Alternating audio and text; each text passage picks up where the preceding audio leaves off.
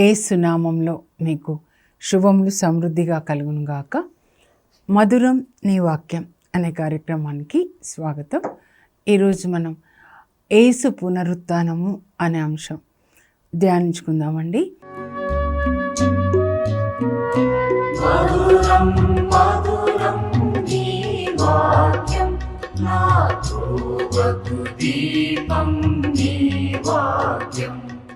ముందుగా మీ అందరికీ కూడా ఈస్టర్ పండుగ శుభాకాంక్షలు.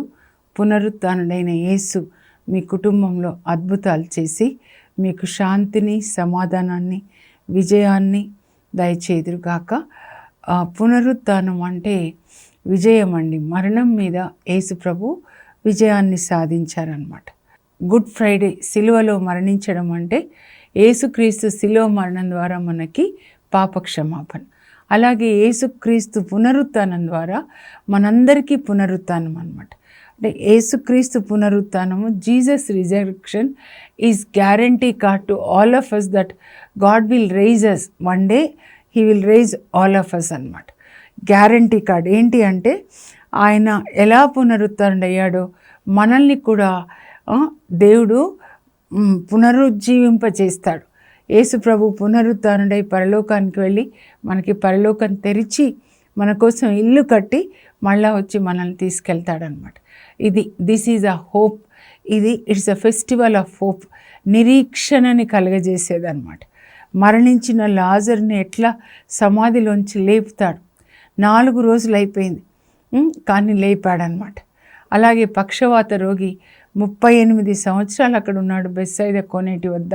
కానీ యేసు ప్రభు అతని దగ్గర వచ్చి నువ్వు లేచి నడు అనగానే ఆయనలోకి జీవం వచ్చిందండి. దీన్నే పునరుత్థాన శక్తి అంటారు. చచ్చిన స్థితిలో ఉన్న వాళ్ళని ప్రభు మళ్ళా లేపుతారు. లాజర్ని శరీరంతో లేపారు కానీ మనల్ని ఆత్మతో, అనారోగ్యంతో ఉంటే యోహాన్ 5లో పక్షవాత రోగిని నువ్వు లేచి నడు అంటే పక్షవాతం వచ్చినప్పుడు అక్కడ పని చేయదు కదండి. నర్వస్ సిస్టము చచ్చిన స్థితిలో ఉంటుంది. కానీ యేసు ప్రభు మాట ఆ వ్యక్తికి జీవాన్నిచ్చి లేచి నడుస్తాడనమాట. మీరు అనారోగ్యంతో ఉన్నారా? ఈ పునరుత్థాన సమయంలో మీ అందరికీ ప్రభు మంచి ఆరోగ్యాన్ని దయచేదురుగాక. అలాగే మీరు అప్పు బాధల్లో ఉన్న మిమ్మల్ని ప్రభు మీకు సహాయం చేస్తారండి. బల్తజార్ అనే థియాలజియన్ ఏమంటారనంటే ఈ హోలీ వీక్ యేసు ప్రభు యొక్క శిలువ మరణంతో అది అంతం కాలేదు. కానీ ఈ పునరుత్థానం అక్కడి నుంచి కాదు. యేసు పునరుత్థానము అనేది ఎక్కడి నుంచి అంటే ఆ శిలువ మరణం నుంచి మాత్రమే కాకుండా ఆయన పాతాళంనకు దిగి, శిలువలో మరణించిన తర్వాత పాతాళంనకు దిగి అక్కడ బంధింపబడిన వాళ్ళని, ఆయన చెరలో ఉన్న వాళ్ళని విడిపించుకొని తీసుకొని వచ్చాడనమాట. సాతాను బంధనాల్లో ఉన్న వాళ్ళని ఆయన విడిపించుకొని తీసుకొని వచ్చారు. ఎఫెసీ 4:8 ఉంటుందన్నమాట. అలాగే అట్టడుగున అంటే చీకటిలో, లోయల్లో సంసోను ఎక్కడున్నాడు? సొరేకు లోయలో ఉన్నాడు, ఢిల్లీలో, ఓడిలో. అలాంటి చీకటిలో ఉన్న వాళ్ళ దగ్గరికి పాతాళంనకు దిగి అక్కడ బంధింపబడిన వాళ్ళని, చెరలో ఉన్న వారిని చెరని పట్టుకొని వస్తాడంట. 68వ కీర్తన 18 ఉంటుందన్నమాట. దిస్ ఈజ్ ద హోప్ అనమాట. Resurrection is the hope that Jesus will rises up all. మనందరినీ కూడా ఎలాంటి పాపంలో ఉన్నా మనందరి మరణాన్ని ఆయన మరణించి మనందరి కొరకు పునరుత్థానం, అక్కడి నుంచి పాతాళంనకు దిగి ఎలా తీసుకొని వచ్చాడో బంధింపబడిన వాళ్ళని, మనల్ని కూడా అలాగే ఈ ఆత్మీయ స్థితిలో కానీ, అనారోగ్య స్థితిలో కానీ, అప్పు బాధల విషయంలో, ఏ విషయంలో మనం లోయలాంటి జీవితంలో ఉన్నాం అక్కడ వరకు మీ జీవితంలోనికి ఆయన వచ్చి మిమ్మల్ని పైకి తీసుకొని వస్తాడండి. అది మనం నిన్నటి దినాన ధ్యానించుకున్నాం. ఆయన పాతాళంనకు దిగి అని 1 పేతురు 3:19 విశ్వాస సంగ్రహంలో కూడా చెప్తాం కదా. పాతాళంనకు దిగి అక్కడ చెరలో బంధింపబడిన వాళ్ళని చెరన్గా పట్టుకొని వస్తాడని.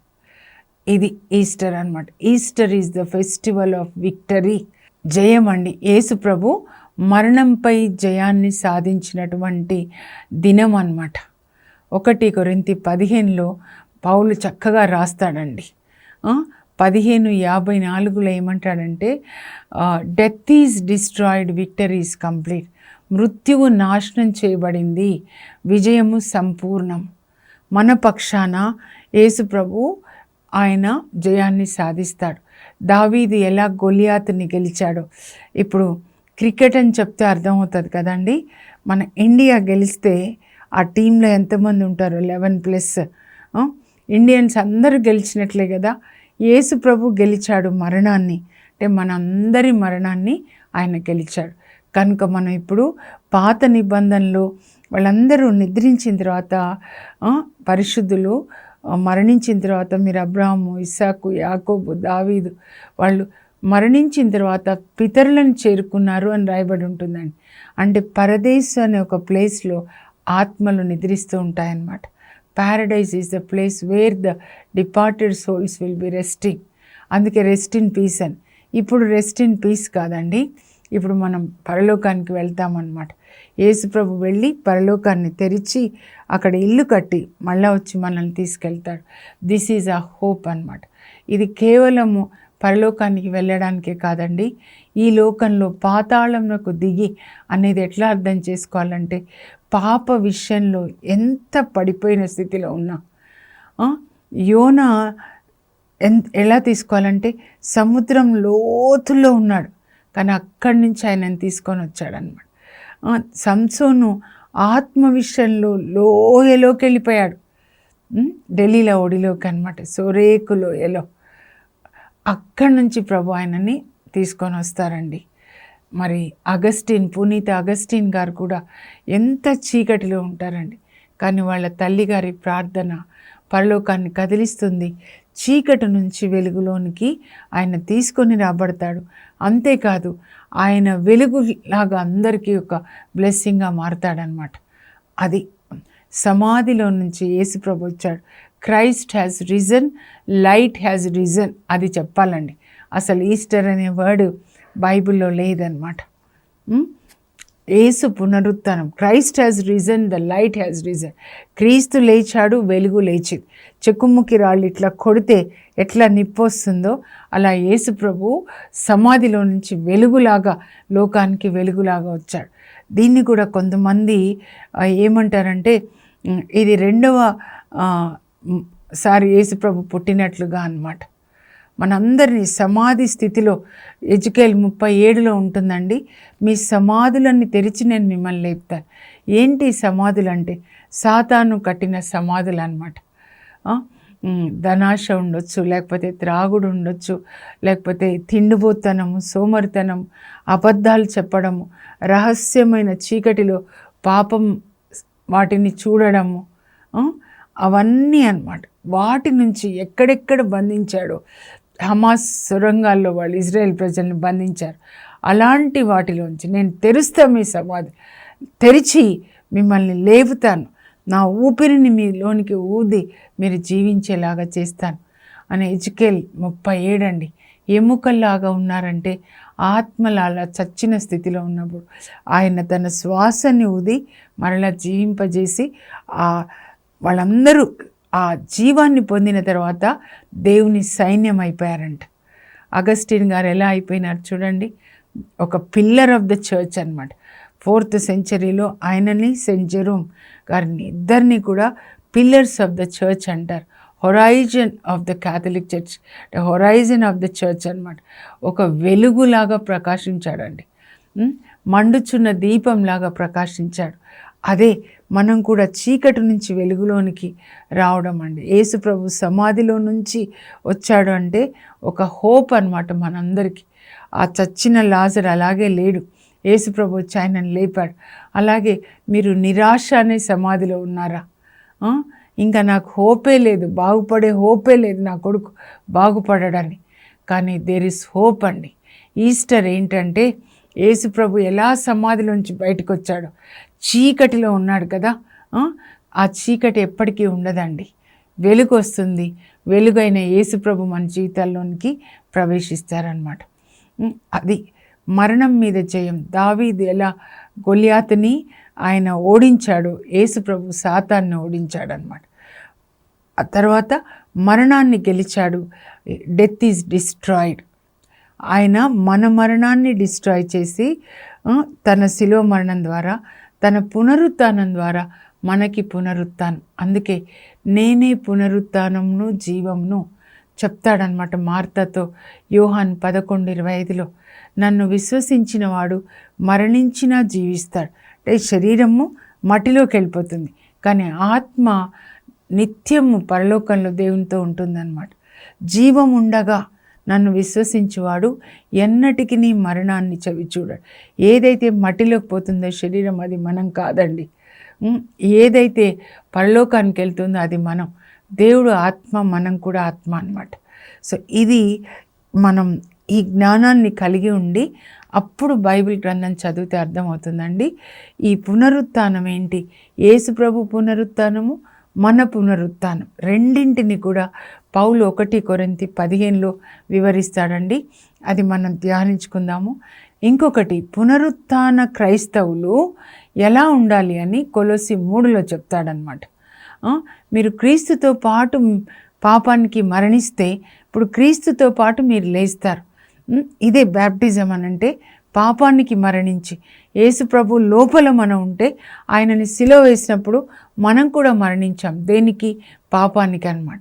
సమాధి చేయబడి ఆయనతో పాటు లేస్తున్నామంటే క్రీస్తుని ధరించుకొని లేస్తున్నాం. పాపానికి మరణించి నీతికి జీవించడం అన్నమాట. ఇది రోమా 6లో పౌలు వివరిస్తాడండి. సో ఈ 4 మనం చక్కగా చదువుకోవాలి, అర్థం చేసుకోవాలి. వాట్ ఈజ్ రిజరెక్షన్ అంటే 1 కొరింథీ 15 అధ్యాయము, కొలొస్సీ 3 అధ్యాయము, ఇవి మనం ధ్యానించుకోవాలి. అలాగే రోమా 6. ఈరోజు మాత్రము యోహాను సువార్తకు వచ్చేద్దామండి. 20వ అధ్యాయం అన్నమాట. 20, 21 ధ్యానించుకుందాము. ఇంకా పునరుత్థానం అనగానే మగ్దల మరియమ్మ ఫస్ట్ అన్నమాట. ఆమె ఎట్లా యేసుప్రభు క్రిస్మస్ అంటే యేసుప్రభు పుట్టుక అంటే మరియ తల్లి, పరిశుద్ధ మాత. అలాగే ఇక్కడ పునరుత్థానం అనగానే మగ్దల మరియమ్మ అన్నమాట. ఏం చేస్తుంది చూడండి. మీరు 4 సువార్తల్లో చదివితే మగ్దల మరియమ్మతో పాటు ఎవరెవరు సమాధికి వెళ్ళారు, ఒక టీం ఉంటుందండి. టీమ్ ఆఫ్ విమెన్ అన్నమాట, స్త్రీలు. అయితే వాళ్ళందరికీ నాయకురాలు ఎవరంటే ఈమె. ఆదివారం తెల్లవారక ముందే చూడండి సమాధి యొద్దకు మగ్దల మరియమ్మ ఇంకా టీం అంతా వెళ్తారు. వెళ్ళిన తర్వాత అక్కడ రాయి తొలగించబడి ఉంటుందన్నమాట. అప్పుడు అది సమాధి ఖాళీగా ఉంటుంది. అమ్మ మళ్ళా వచ్చేసి ఆమె మేడ పైగదిలో ఉంటున్నారు కదా, యూదుల భయం చేత అపోస్తులు వాళ్ళకి పేతురుకి చెప్తుంది. అప్పుడు పేతురు, యోహాను ఎప్పుడు కలిసే ఉంటారు. వాళ్ళు ఇద్దరు ఆమెతో కలిసి సమాధికి వస్తున్నారు. మొదటిసారి మగ్దల మరియమ్మ టీంతో వస్తుంది, రెండోసారి వీళ్ళిద్దరూ తను వస్తుంది అనమాట. అప్పుడు వాళ్ళు లోపలికి వచ్చి చూస్తారు, చూసి ఇద్దరు వెళ్ళిపోతారు. కానీ ఈమె వెళ్ళిపోదండి, అలాగే ఉంటుంది. ముందు సమాధి యొద్దకు వెళ్తుంది, మళ్ళా వస్తుంది యెరూషలేంకి, వీళ్ళని తీసుకొని వెళ్తుంది. వాళ్ళు వస్తారు, వాళ్ళు వెళ్ళిపోతారు. ఆమె సమాధి యొద్ద నిలువబడి ఏడుస్తూ ఉంటుందన్నమాట. ఏడుస్తుంది. ఆ సమాధి నేను చూశానండి, చెప్తున్నా. అక్కడి నుంచి డోర్ దగ్గర నుంచి చూస్తే లోపల ఒక గదిలాగా కనబడుతుంది అన్నమాట. ఏడుస్తుంది, లోపలికి చూస్తుంది. కొంతసేపటికి యేసుప్రభుని ఇలా ఉంచుతారు కదా సమాధిలో, తల వైపు ఒకరు, కాళ్ళ వైపు ఒకరు, ఇద్దరు దేవదూతలు ఉంటారు. అమ్మా ఎందుకు ఏడుస్తున్నావు అమ్మా, ఎందుకు ఏడుస్తున్నావు? నా ప్రభువుని ఎవరో ఎత్తుకొని పోయారు, ఆయనని ఎక్కడుంచారో నాకు తెలీదు, నా ప్రభు అని అంటుంది అనమాట. పర్సనలైజ్. ఇదంతా కూడా క్రిస్టియానిటీ ఒక మతము, కొన్ని ఆచారాలు కాదు. Your personal relation with your Jesus, your husband. మన ఆత్మకి హస్బెండ్ అన్నమాట, భర్త. ఇప్పుడు నా భర్తతో నాకు పర్సనల్ రిలేషన్ ఉంటుందండి, అది మా ఇద్దరికి సంబంధించింది. అలాగే నాకు నా యేసుకి పర్సనల్ రిలేషన్. నేను నా యేసుతో నా హృదయంలో నుంచి మాట్లాడుకుంటాను. ఇక్కడ ఉంటాడు, మా ఆయనతో కూడా ఎన్నో ప్రేమ సంభాషణలు, అవి అందరి కొరకు కాదు కదా. ప్రేమ గీతాల్లో రాయబడి ఉన్న ప్రియుడు ప్రియురాలు, ప్రియుడు యేసు, ప్రియురాలు నేను, మనము అన్నమాట. నా ప్రియుడా, నన్ను నీ పెదవులతో ముద్దు పెట్టుకో, నన్ను నీ నివాస స్థానం నాకు కొనిపో, నన్ను నీ విందుశాలకు, ఆయన నన్ను తన విందుశాలకి కొనిపోయాడు. ఆత్మీయ పెళ్లి కుమారుడు, కర్పూరపు పూగుతులతో సమానుడు, సొగసైన వాడు, సుందరుడు, అతి కాంక్షణీయుడు, 10,000 మందిలో గుర్తించదగినవాడు. అప్పుడు ఆయన కూడా అంటాడు, నా ప్రియురాలు ముళ్ళ తుప్పలలో లిల్లీ పుష్పమెట్లో, యువతులందరిలో నా ప్రియురాలట్లు. ఎంత డీప్ మీనింగ్ ఉంటుందండి. ముళ్ళ తుప్పల్లాగా ఆ మధ్యలో లిల్లీ పుష్పం, అంత పరిశుద్ధమైన హృదయాన్ని కలిగి ఉన్న ఆమె యేసుప్రభుకి వధువు అన్నమాట. నా పావురమా, నా నిష్కలంక సుందరి, మేలి ముసుగు మాటున దాగి ఉన్న నీ కన్నులు పావురంలాగా ఉన్నాయి. వాళ్ళిద్దరి మధ్య ప్రేమ సంభాషణ అన్నమాట. పరిశుద్ధమైనటువంటి ఆ వ్యక్తిగత రిలేషన్ అండి. నా ప్రభువు, నా యేసు నా కొరకు సిలువలో మరణించారు, నా కొరకు ఆయన పునరుత్థానుడై నాకు పునరుత్థానాన్ని ఇచ్చాడు. అప్పుడు నా రెస్పాన్స్ ఏంటి? అంత ప్రేమగల దేవునికి నా కోసం పరలోకం నుంచి దిగివచ్చి నా కొరకు సిలువలో మరణించి నా కొరకు పునరుత్థానుడై నా కొరకు పరలోకంలో ఇల్లు కట్టి మరలా వస్తున్నాడు నన్ను తీసుకొని వెళ్ళడానికి. వస్తాడు నా రాజు ఒకరోజు నీలి మేఘాలపై, గాలి గగనాలపై. నేను అక్కడ ఆయనను కలుసుకుంటాను. అక్కడ ఆయనతో గొర్రెపిల్ల అంటే యేసుప్రభు సిలువలో మన కొరకు మరణించిన ఆయన, మన వివాహం జరుగుతుంది. దర్శన గ్రంథం ప్రకటన 19:5 నుంచి మనం చదువుకోవాలి. ఇప్పుడు దాని కొరకు వేచి ఉండాలి. ఈ లోకంలో ఉన్నవాళ్ళు లోకంలో ఏం జరుగుతుందని ఈ ఫోన్లో, ఈ టీవీలో, ఆఫ్ టీవీలో చెత్తతో మనసు నింపుకుంటారు. కానీ మనం అలా ఉండకూడదు. మనం దీంతో నింపుకోవాలి. నా ప్రియుడు, నా యేసు ఎక్కడుంచారో తెలియదు అని అలా వాళ్ళతో మాట్లాడుతుంది దేవదూతలతో. మళ్ళా ఇటు చూసేసరికి వెనక్కి తిరిగి చూస్తే అక్కడ యేసు ప్రభు తోటమాలి అనుకుంటుంది. అనుకొని అయ్యా నా ప్రభుని ఎవరు ఎత్తుకొని పోయారు, ఎక్కడ ఉంచారో చెప్తే నేను వెళ్ళి తెచ్చుకుంటాను. ఒకవేళ నువ్వెక్కడైనా ఉంచితే చెప్పు, నేను వెళ్ళి తెచ్చుకుంటాను. నా ప్రభువుని నేను తెచ్చుకుంటాను. ఒక డెడ్ బాడీ ఎలా తెచ్చుకుంటుందండి అంటే ఆమె అంత ప్రేమిస్తుందన్నమాట. ఇప్పుడు చూడాలండి. అప్పుడు ప్రభు అంటారు, మరియా మరియా. ఆమె హార్ట్ బీట్ అవుతుంది, హృదయ స్పందన. ఎవరు అంత ప్రేమగా పిలవరు. అది ఒకే ఒకరి స్వరం, నా యేసు ప్రభు స్వరం.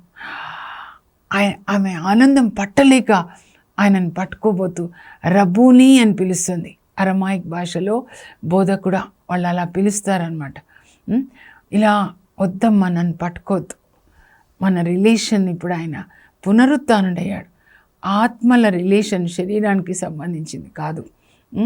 నీవు వెళ్ళి నేను నా తండ్రి మీ తండ్రి, నా దేవుడు మీ దేవుడు అయిన వాని యొద్దకు ఆరోహణమై వెళ్తున్నానని నా సోదరులతో చెప్పు. ఎవరండి ఇక్కడ నా సోదరులు? అపోస్తులు అన్నమాట. వెళ్ళి చెప్పమ్మా అంటే ఎంత సంతోషం. అబ్బా, ఆమె వెతికింది, ప్రభుని వెతికింది, ప్రభుని చూసింది. ఏ ప్రభుని?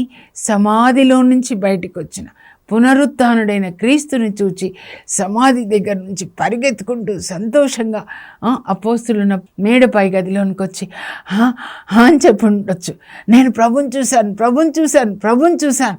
మీకు ఇది చెప్పమన్నారండి, మీకు ఇది చెప్పమన్నారు అనే వాళ్ళకి చెప్తుంది. నేను నా తండ్రి మీ తండ్రి, నా దేవుడు మీ దేవుడు అయినా వాని యొద్దకు ఆరోహణమై వెళ్తున్నాను. మీరు మరి కడర భోజనం గురువారం రోజు రాత్రి ఏమంటారు? నా తండ్రి గృహంలో అన్నారు. కానీ ఇప్పుడేమంటున్నారు? మీ తండ్రి నా తండ్రి. అంటే సమానం అన్నమాట. ఎందుకంటే పాపములకు ఆయన వెల చెల్లించారు సిలువలో అన్నమాట. కనుక ఇప్పుడు అందరికీ తండ్రి, పాపాలకి వెల చెల్లించి ఆయన మన పాపం తన మీద వేసుకొని ఆయన నీతిని మనకి ఇవ్వడం ద్వారా ఆయన జ్యేష్ఠపుత్రుడు, మనం తర్వాత పుత్రులు అన్నమాట. కనుక ఇప్పుడు మనందరికీ తండ్రి అయిపోయినాడు ఆయన. ఇంకా అది చెప్పిన తర్వాత సాయంకాలానికి చూడండి, వాళ్ళు ఇంకా తలుపులు మూసుకొనే ఉంటారు. యేసు ప్రభు వచ్చి వారి మధ్య నిలువబడి, ఈ యొక్క అనుభవం మీరు పొందాలి. మగ్దలేన మరియగా ప్రతి స్త్రీ ఈ అనుభవాన్ని పొందాలి. నా యేసు, నా యేసు, నా యేసు కావాలి నాకు. పర్సనల్ రిలేషన్ అన్నమాట. ఇప్పుడు వాళ్ళందరూ శిష్యులు తలుపులు మూసుకొని ఉంటారు యూదుల భయంతో మేడ పైగదిలో. అప్పుడు ఆయన వాళ్ళ మధ్యలో నిలవబడి, మీకు శాంతి కలుగునుగాక, మీకు శాంతి కలుగునుగాక అని తన గాయాలు చూపిస్తారు.